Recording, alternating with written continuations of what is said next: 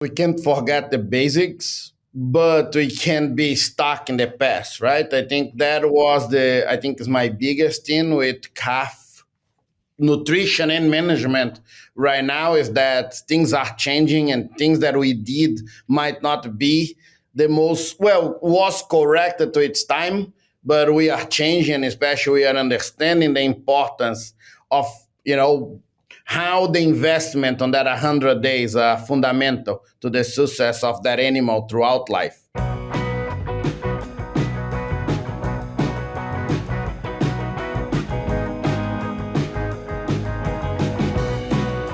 All right, well, welcome everybody to this episode of the Dairy Podcast Show. My name's Gail Carpenter.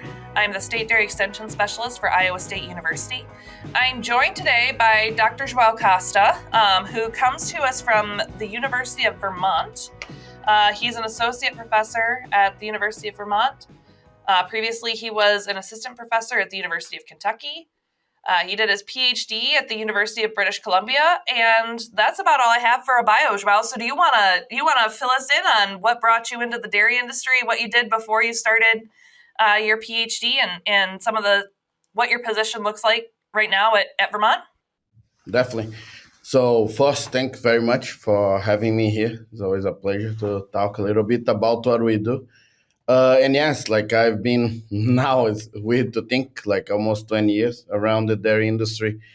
I come from Brazil, and during my undergrad, I started to work with dairy farms, did a lot of extension projects there, and that led me to come to Canada to do some research at that time on feeding behavior and especially pasture management, like pasture feeding behavior or grazing behavior.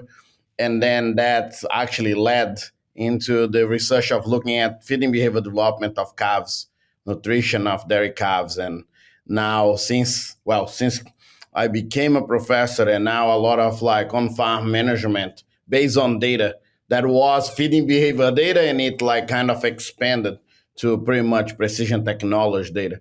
So that's that integration between dairy management, calf and cow nutrition, and especially precision technology tools. It's the center of my research group. That's what we are doing, and especially now, right? It's a field that is growing crazily. So some research related to animal behavior and especially animal welfare science, but more and more precision nutrition and on-farm decision based on data. It's what we've been doing. So at Vermont right now, are you mostly research then? Do you do any extension work or? Yes. So, well, I'm not. I don't respect my DOI very much. Like I never had actually an extension appointment, but I still do a lot of extension, a lot of connection, applied research with dairy farms that end up being connected to extension. But my appointment is majority research and some teaching, and obviously, as most of us, a little bit of service. Yeah, or a lot of bit of service, depending on. Exactly. And the DOI low on service, but Yeah. Our Yeast 40 is a natural biotechnology from ICC designed to boost the health and productivity of animals under challenging production systems. Our Yeast 40 performance is supported by an unique processing technology that results in a pure product containing high levels of beta-glucans, MOS, and yeast metabolites. These factors, combined, promote the ruminal and intestinal modulation, helping the animals to reach their full potential.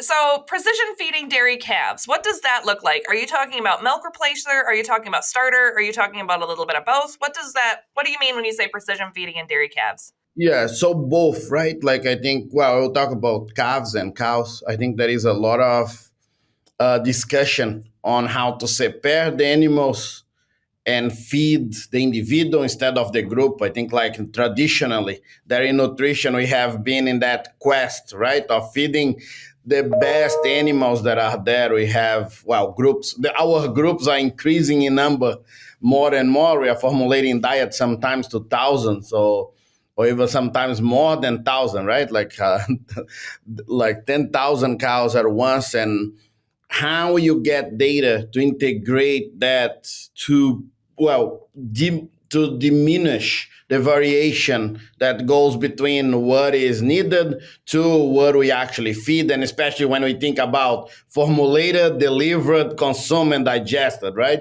How we can integrate data to make changes and make sure that we are feeding those animals correctly. So this is kind of the theory, but when we think on practice, is that like, especially now with, well, we use robots as the or voluntary milk systems as a great example, right? That we are able to deliver especially high value additives to single animals, being able to formulate feed tables, and especially like on my side, especially on the research, is like trying to understand which animals need those high value additives, which when can we make changes, can we actually use the data that comes from the precision technology to identify those animals and come in with corrective action, right? Like, so a great example is that, like, can we identify cows that are not eating enough or not ruminating enough, and come in with a bolus, for example, come in with some preventive action of those animals, and more, I think, develop some of those early intervention for Yeah. calves and cows. Yeah. Yeah. So where's the opportunity for some of that precision technology in calves? I mean, robots are kind of obviously. Auto feeders is really, there's so much data that comes out of those auto feeders. Are we talking with calves? Are we talking activity monitors? Would you use a rumination monitor on a calf? What's the opportunity that we have here? That is a very good question because, wow, the cow, that's why I use cow example because I think it's more commercially available. And my group and others, but our group, my group and my team, we did a lot of research trying to look, right? Like, can we actually implement some of this precision technology on young stock? There is the obvious automated feeder research that is like, with automated feeder and the behavior that it collects, there is a lot of possibilities, especially automatize the weaning, automatize some of the interventions through the automated feeder. But even more and more, we have moved. Well, we continue with the automated feeder that is almost like a robot, right? You are able to feed each individual more and more, especially formulate diets that is for that group of calves or that type of animal. Especially if we have different breeds, different genetic values, different colostrum outcomes and things like that, that we are able to do so. But also now, what we are very interested is like, can we actually use data, farm imputed and precision technology data, to understand the calves that will go through weaning more easily, that will eat more solid feed, and with that kind of like change the management. We are still with very few commercially available precision technology for calves, but there is a lot of research, right? A lot of prototype, a lot of adaptation from even adult animals, and I hope that that's a field that will grow immensely in the near future. Could you even see? So I know we talk about groups and being able to manage cows or calves in groups. Are all calves going to do best weaned at the same age, or is there opportunity even to talk about calves like that are more, they may be ready to wean at 6 weeks, or you might want to wait a little bit longer on a certain group? Is that something that we can kind of work towards maybe and make that a little bit more individualized? So it's interesting to talk about because we did a couple experiments looking at weaning calves based on feed intake, weaning calves based on just other precision technology based data, and obviously always with success, right? And every time I present that to farmers, they always say like, that's what we did 30, 40 years ago. Because if we had a slow doer, like if we had a calf that was not eating, a calf that had 2 or 3 diarrhea bouts, where the calves that stay longer on milk. And we lost a little bit of that ability when we expanded our groups to our systems to hundreds, maybe thousands of calves, right? But when first with automated feeder, yes, the answer is some of them even are coming with algorithms that can be based on how these calves are drinking milk and especially their activity level to decide how much or how long the pre-weaning period are. But I really think that is a major thing when we think that milk is so expensive. It's such a valuable resource, not just expensive, but And that's why we did a lot of this automated weaning. And I really think that we can prepare the calves very early on. With 30 days, we'll be able to decide what happened to some of these calves. And together with that, even, right? Like some of these calves need some intervention to, in my opinion, to start their solid feed intake the correct way. So utilizing bolus of lactase based, bacteria. I think we have a great opportunity to use better or change a milk replacer formulation through time that we are not using it, like, decrease maybe the fat on the last few weeks. So those calves are more hungry and looking for the start. I think we have a lot of opportunity to create, right? Things that are based on the science that we have already, but we are not able to implement on farm mostly. And I think that's where technology can come to help. Is there a critical mass of size that a farm needs to be to really start experimenting with some of this? Well, that is, and I will say that you first answer the question. I say what I think, but like, yes, that is, I think, a major hurdle that we have now is how to, forever, even us, right? We spend decades telling like how simple things have to be to work on a farm. You go to like extension meet, you go to training staff. We always say like, let's make it as simple as possible. One plus one equal two, so farms will actually be able to do no complex SOP. And then we are here talking about, I don't know, base all of this on data. And that is a major hurdle, especially when we talk about calves. With cows, a little bit different because we are talking about, more money, more output. So sometimes we are able to do so. But what I really think is that we can do most of it automatically. I think that's where we should get to. And I spend a lot of time trying to figure out how we can create techniques and algorithms that it could be done automatically, right? That you don't need to go there and look at start the intake from 200 calves to decide who should be weaned. Like the feeder by itself would know if it was an automated feeder, but even if it was a calf start or something like a tank that you go by a row, that we could have data to say those 20 calves are eating enough as we set up on an algorithm that we can decrease from now and just feed less until they are weaning. I think we have a lot of opportunity. And the same thing for cows, right? Much more actually for cows. Yeah. Move from that blank treatment to the intervention based on data. So with calves in particular, there's so much data that comes out of those auto feeders. What are your key metrics that you kind of look for? If you're looking for problem calves or calves that are doing well or poorly, what are some of the key data points that you look at with those auto feeders? Yeah, and I think it has 3 levels. One is the daily level to even understand if are the calves eating well, and is there any one here deviating from normality and maybe is starting to become sick. And I think that more and more actually that is commercially available, and some of the algorithms work really well, making at-risk lists, right? Like, so you get the calves that are a little bit out of norm, and then you are able to do that. So that is a daily data, right? Are my calves eating? Is there anyone that might be becoming sick? More and more what farms are doing is really trying to understand what is going on in the big picture, right? Like, are my calves drinking enough milk throughout the pre-weaning period? How many visits do I get? Especially sickness, when my alerts are happening. Is it at 7 to 10 days? Is it 14 to 21? Is it like, more pneumonia-like or BRD-like at 40 to 50? So that is a second, I think, data that people are using more and more. And the third, and I think very important that people are doing, is like, what happened when it gets too hot, when it's too cold? Is my ventilation working during the summer? If we do, when we don't clean, making some of these questions that actually you are able to do so.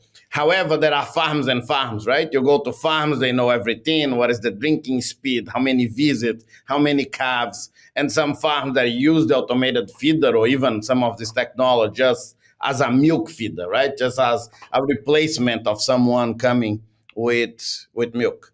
Yeah. Do you have, and I think you're going to say no, I think you're going to say it depends, but do you have like a recommended feeding level for calves on auto feeders?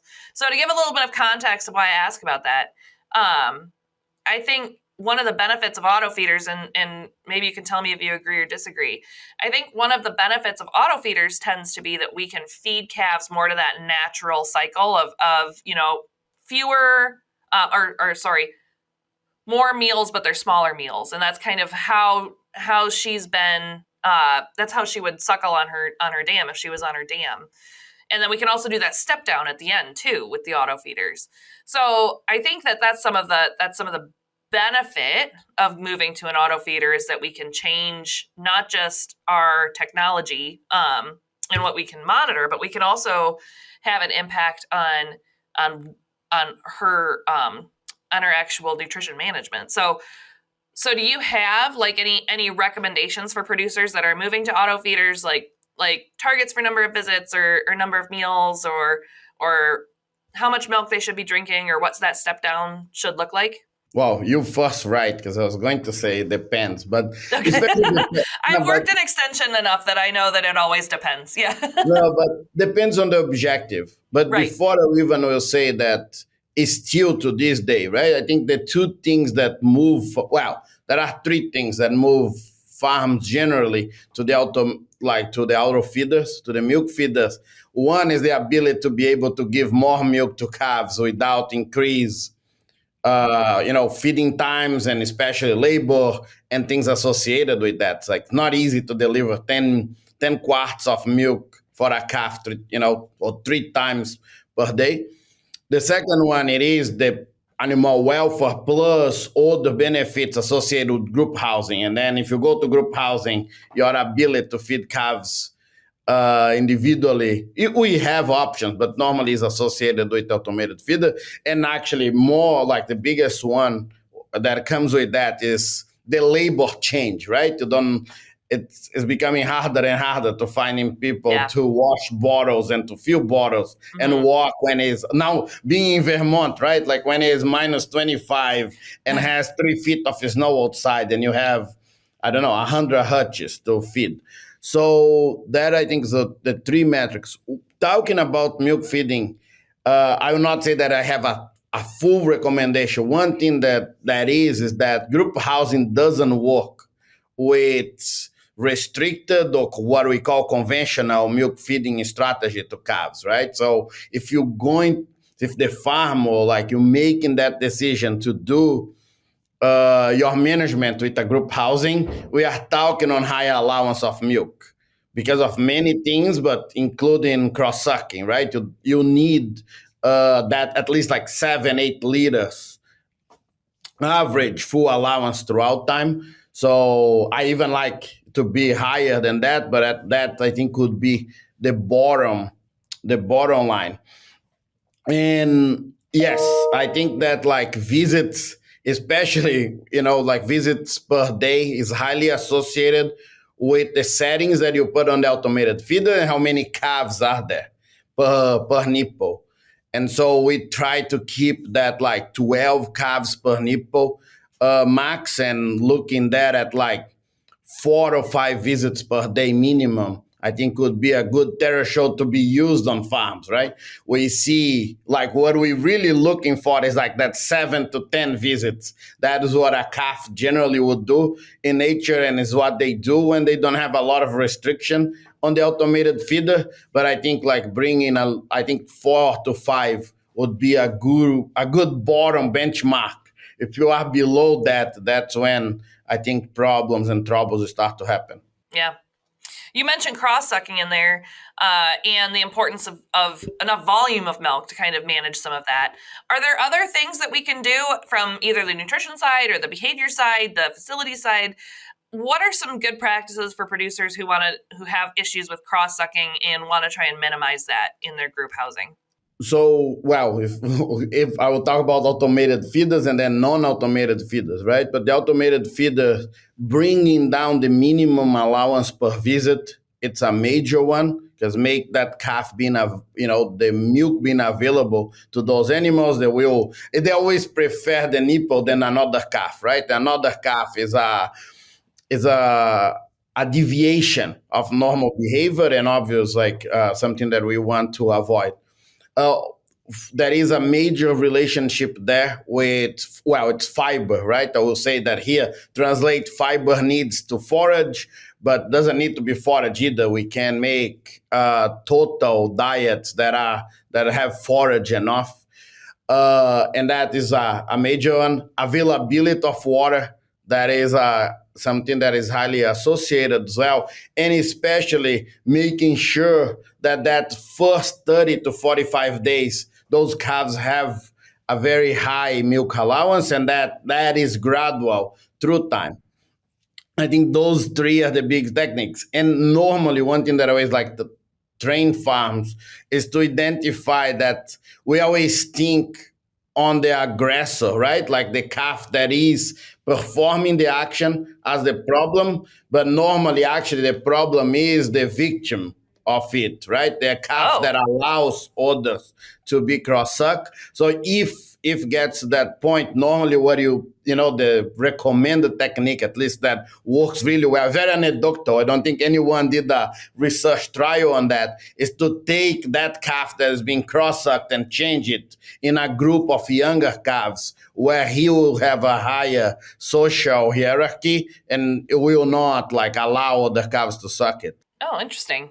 I haven't heard that one, but that does make sense. Not that we want to victim blame anybody, but Exactly, exactly. And we do that on the feedlot side, right? Like when we have steers that have been mounted, that have been bullied by others, we don't take the ones that are bullying. We take the one that actually is being bullied. So it's the same kind of idea and works really well. We have done this with a lot of farms and works very well. so I want to follow up on what you were just talking about with fiber and forage feeding to calves. Even on this podcast, we've had some discussions with folks about when is the best time to start feeding forages to calves. So I know there's a lot of opinions out there. So what's yours? Well, I have a very a very midway opinion. I really think that we need to start to talk about calf nutrition as a total diet Mhm. instead of ingredients. Absolutely. So Yep. generally, when we are talking about calf nutrition, we are talking about a liquid diet that is completely independent of the calf starter, that is completely independent of the forage. And I think the evolution of our discussion on calf nutrition has to be that we talk about a complete diet for calves, right? That includes whatever comes as liquid, whatever comes as solid, whatever comes in anywhere of the pen that is given, and especially putting the calf in that big discussion, right? Because the calves will perform behavior or feeding behavior depending of what is shown to them, and especially how we restrict some of these components. But when we talk about fiber needs to calves need effective fiber, right? That is that is a given, and Yeah. especially for physical development of the GI tract and especially the forestomach. So there is a easy way to do so. That is with forage, and we need to make sure that the forage is there with a function. That function is to give that calf enough effective fiber. Has to be controlled in most of the times. And but I'm not the one that says that calves actually need forage as a forage, right? What they need is it's fiber. So if we are able to identify and put that fiber on a calf start on a total diet, that works the same way if we put it together. The high milk allowance give us more room to work with, especially at Libdon, offer of forage, right? Of fiber in general. Because the calves will the problem of forage restriction has been that the calf was absurdly hungry by our conventional feeding or our restricted milk allowance, and they would eat more forage than they actually need. When we are giving like high allowance of milk, calves generally will not overeat the forage or the fiber, so it's a little bit easier to just offer forage in general. However, and especially I know that like Mike still is there and works a lot with that. We have many discussions about it.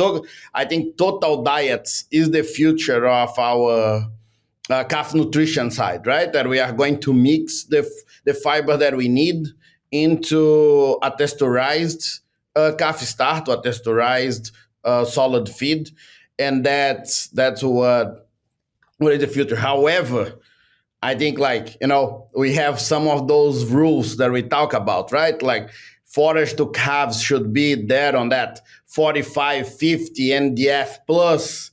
Make sure that it's chopped enough that those calves will actually be able to eat that forage instead of being just spending time. And I did a lot of work actually looking at feeding behavior development, and calves will start to eat forage at that like 17 to 20 days. That is measurable. I Yeah. think they will nibble before, but 17 to 21 days, if they are allowed, they will start to have like intake that is measurable of forage. And I think like makes it so much easier Yeah. for the calves that are in high allowance. However, I understand the practical, problems that it is, especially to offer forage to calves. You have to clean. You need to make sure that it has no mycotoxins. You need to make sure that, it's almost like this. You want the bad forage or like very high NDF, bad, second, third cuts, maybe straw, but you want it to be as clean as possible Right. to make sure that young animal are not going to be affected.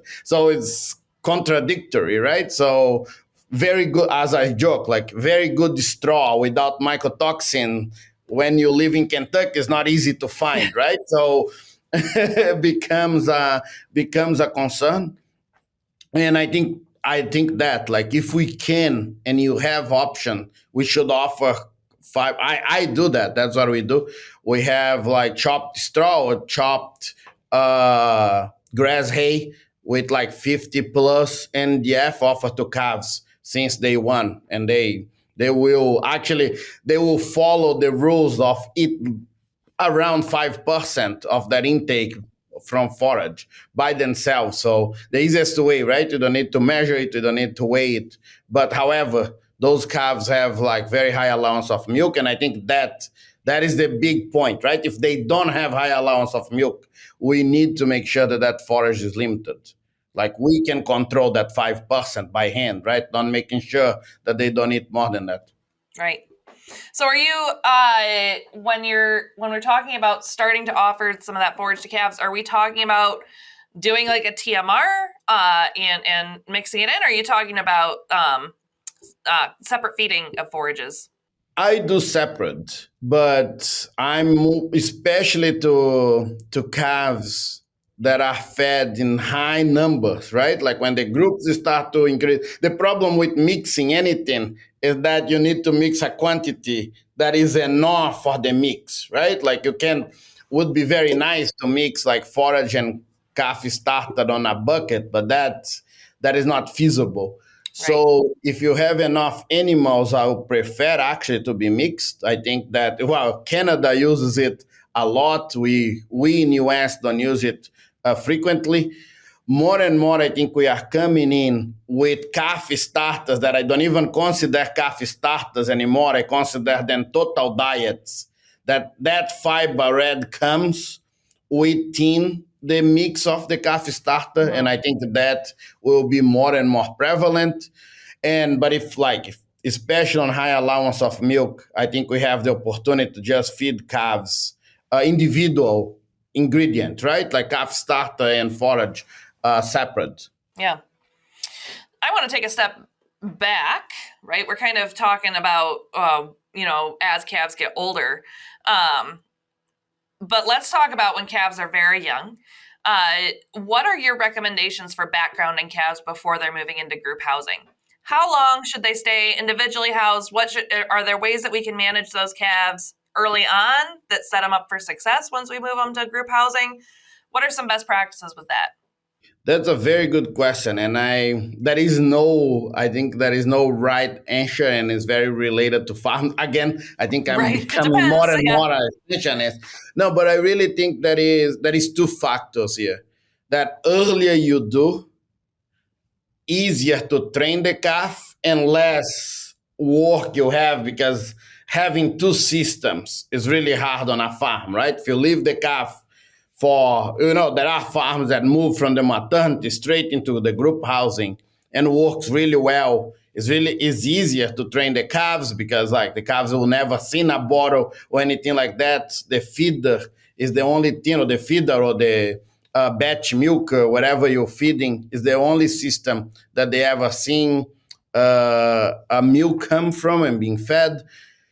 However, younger you do, you need to have a better system, right? Like that place has to be cleaner, more all in or out, more concerns on the individual because the age cannot be that like you have to reduce the age between the youngest and the oldest calf.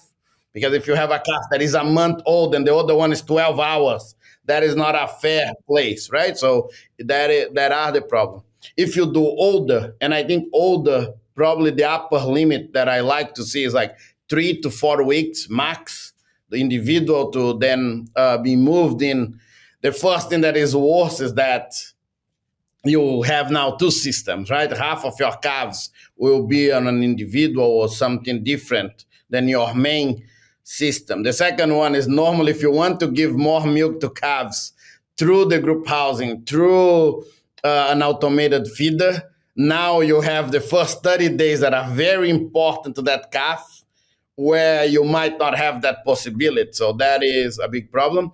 However, if your farm has sanitary problems or especially colostrum management, you are able to avoid that first bout or that common bout of diarrhea that happened between 7 and 14 days. And then a lot of farms do that, right? Like they pretty much wait all the calves being healthy and doing well, stable at 15 days and put them together.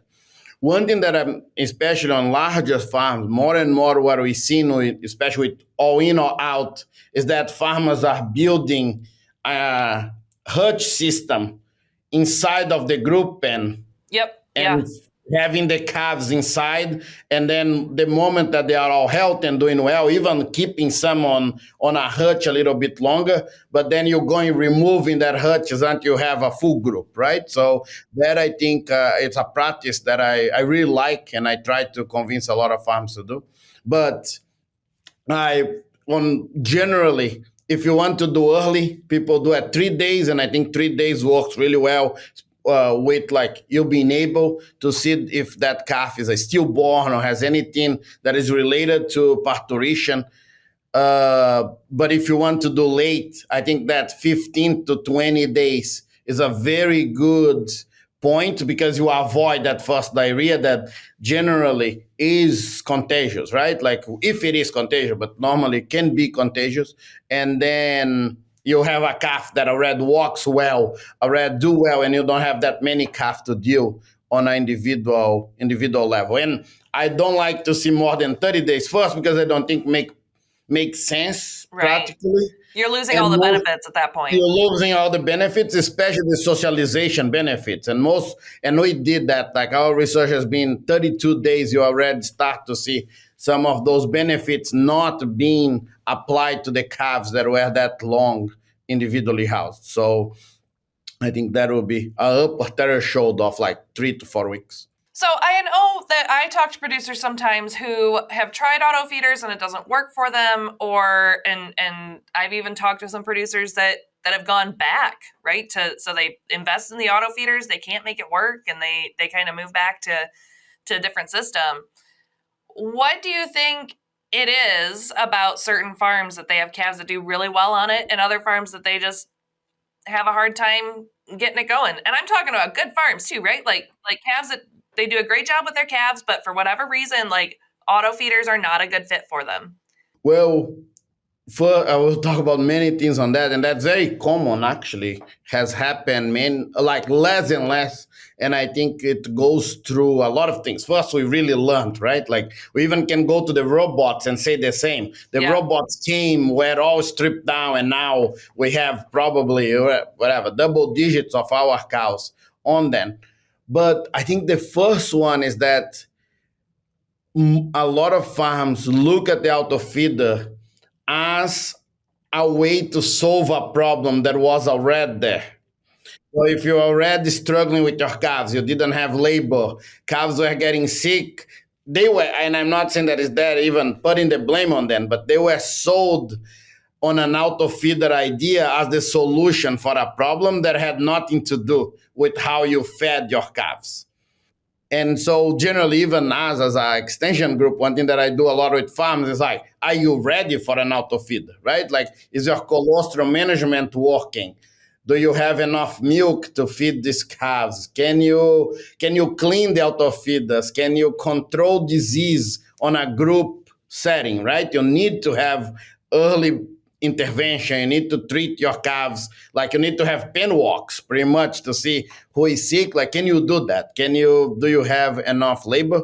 I think the second thing is that we set up most of our individual calf systems based on you see one calf right now and you treat right now and had no pre or post control of that animal. Was a very The calf didn't drink milk today, we take a temperature, we treat.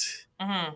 And when we go to auto feeders, you don't have that moment, right? You don't have a moment that the calf didn't drink, a calf is doing something. So it's a big change of approach to calf disease that needs to be done. The third and very important one is that the hygiene, and it happened with bottles. Like we Yep. still have farms that cannot use bottles like that. They see a big spike on disease. The same thing to auto feeders, right? There is like a very strict hygiene maintenance that you need to do on those. The same thing to batch feeders Yep. that you need to do, and a lot of nipples, a lot of corners, a lot of hoses.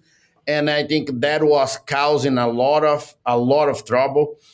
And to be very honest, like, and tomorrow someone probably will call me to be like, "Oh, Joao, why you saying this on TV, on a podcast?"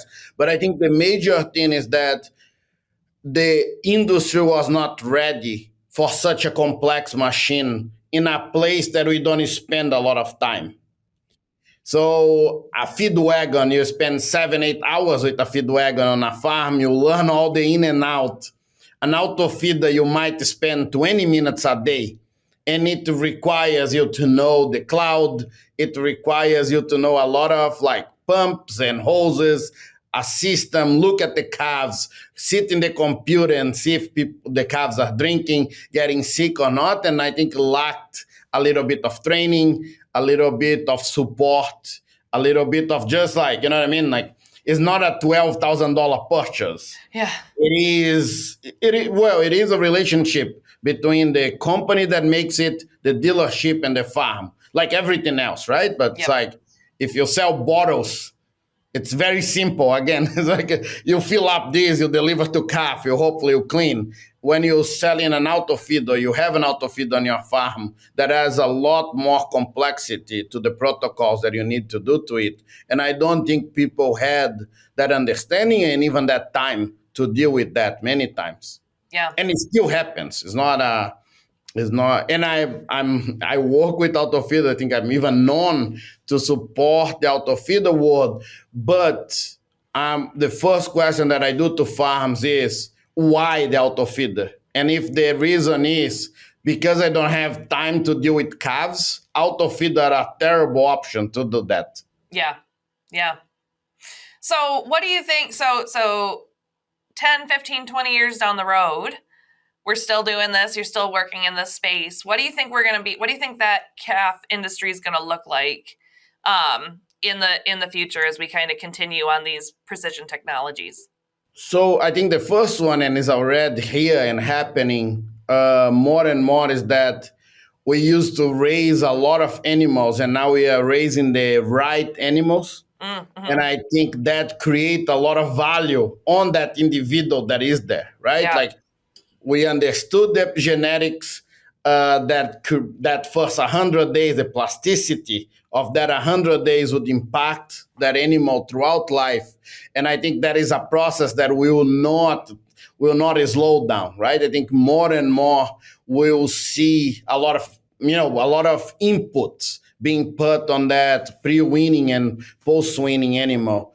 And I think that more and more in 15 years, we will see additives and technology that right now are not economically viable that will be, because losing an animal, losing that genetic, or making sure that you open up the opportunity to make money with those, breeding other animals will increase. The second one, I think that the labor, and that is not just for the calf industry, right? It's to all industries and affect us the most, is that our labor force will not be as available, and some of these technologies are coming already to replace that, right? Like I was just actually today on a meeting with a company that is being able to go on the milk line, identify high somatic cell milk going through the milk line, steal that milk, pasteurize, and deliver to the automated feeder without the intervention of anybody. And I think some of this process will be more and more common. And I think that one thing, I hope at least, that we understand the data, like how maintaining and keeping the data early on, it's very important to the industry, to that old animal, right? Like the phenotyping of these animals through life, I think will play a big role. And the technology have, like, very connected to it, right? I don't think we are going to pay high schoolers to go there and see how calves behave or eat or drink. But we could with technology, and I think that data will become more and more important. Well, I mean, I feel like the time has flown by, but we've been talking for a while. Do you have, before we kind of move into our three questions that we ask all of our guests, how would you sum up some of the advice that you'd give to dairy professionals that are working with calves? What's your big take home for our listeners? Well, I think the first one is that we can't forget the basics, but we can't be stuck in the past, right? I think I think is my biggest thing with calf nutrition and management right now, is that things are changing, and things that we did might not be the most, well, was corrected to its time, but we are changing, especially we are understanding the importance of, how the investment on that 100 days are fundamental to the success of that animal throughout life. And I think that is the first one. The second one is that, like, I'm sure has happened already, right? Like what I learned when I was in undergrad, pretty much nothing is applied right now. And I hope that one day Dr. Costa research is wrong again, Yep. and we find out the right way in another generation, and we'll be fine with that, right? I'll be fine to work on ADSA and they laugh that I was recommending a total diet to calves because we found out that calves needed something different, and be able to do that, to understand what people are talking about, the research, and the changes are fundamental. I love that. That's a really great way to look at it. Science is never done. No, at all. Yeah. I hope that I'm not too wrong, but Yeah. I will be okay if I am You hope that some- you're building on it, right? Not that you're like, oh, that guy. He fair enough. That's a good way to look at it. Yeah. It's time for our famous three. Your partner in improving animal performance, Berg & Schmidt. They provide high-quality, economical feed ingredients for ruminants, like their well-researched coated nutrients and fat powders that can support cows with additional available energy, which improves their overall health, productive performance, and your cost efficiency. All right, we can go ahead then, I guess, and get into our three questions that we ask all of our guests. And our first one is, what is your favorite dairy-related book or resource? Oh, that is a very good question. Well, I will first say the obvious, right? Like I think the classic Hordersman and some of like the website, especially Dairy X, some of the Penn State extension, Cornell extension is always a classic way to get informed on some of this. Now Vermont extension as well. I think is a classic Of course, way yes. to be informed. But I think like look, even going forward, and I think this is a big example of that. I think the podcast world are becoming not just the podcast, but the YouTubes, the material that are people are putting on the internet. And I'm do a lot of that. Actually, I follow a lot of the social media to know you get an intimate relationship, right? With some of these farm stores, with the farmers, with some of us professionals. I think this is going to be more and more important because it's beyond the 2,000 words that come on Hordes Dairyman, right? You are able to spend an hour on a topic of your interest. Yeah. And you can do it while you're driving to a farm or doing lab work or it's we can really multitask now a lot more, I think, than we used to be able to, just with all of the ways that you can get information. So our second question is, what is your favorite non-dairy related book or resource? Oh, that's a very good question. Actually, well, I've been for many years following Franz de Waal books. I think that's like if you are a biologist, as we are, right? We are like just one part of biology of the life science. I think that's something that I think that people should read to understand that those animals are there are more than just a machine, right? That transform feed into an output that is milk, that they are there. They have a society, they have a understanding of the world. I think Franz de Waal is a very good resource for some of that and very prolific. You can read his books forever because he has 20 of them. Do you have a favorite? Yeah, the newest one. Are we smart enough to know how smart animals are? Oh, I'll have to look that one up. Pretty cool. All right. And so our last question is, what sets successful dairy professionals apart from those who are not successful?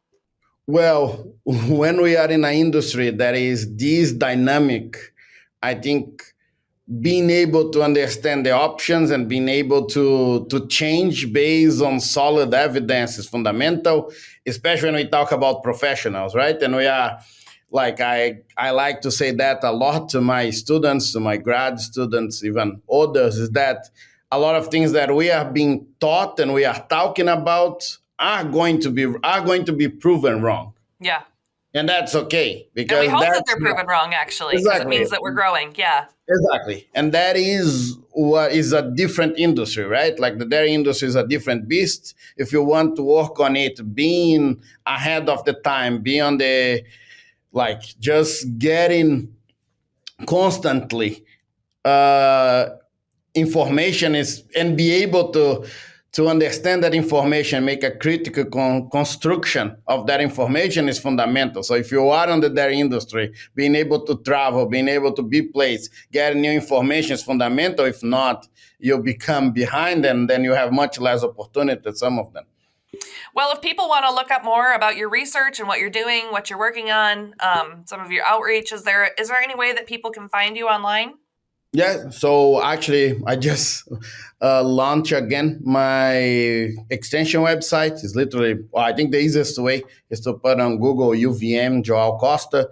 But if not, our profile as well online with the UVM Dairy Science, there is a lot of information. And we have a YouTube channel that I try to put together all the information that we have been creating with talks, with podcasts, and things that they can find it online as well. All right. What's your YouTube channel called? Joao Costa, UVM. Okay. All right. Very good. Well, Joao, it was great talking to you today. It was great having a discussion about calves and auto feeders, and hope our listeners enjoyed it as much as I did. Perfect. Thank you so much for having me here.